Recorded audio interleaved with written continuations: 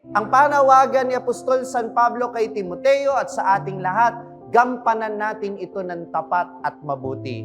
Bakit?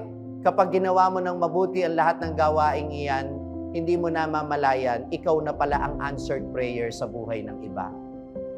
Kahit nahihirapan ka, kahit nagdududa ka na sa Diyos, huwag mong isusuko ang kabutihan ng iyong puso.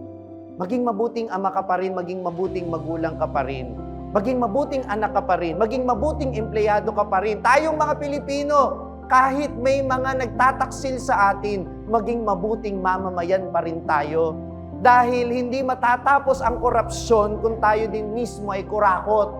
Kapag kumukupit ka pa rin sa pera ng asawa mo, kapag nangungupit ka sa magulang mo, kapag hindi ka nagsasabi ng totoo, kapag hindi natin pinapanagot yung mga anak natin sa pagkakamaling ginawa nila, kapag pilit nating ipinagtatanggol yung mga kamag-anak nating mali naman talaga yung ginagawa, kapag hindi pa rin tayo bumoto ng tama, tandaan ninyo, hindi tayo nagiging bahagi ng solusyon, dumadagdag tayo sa problema.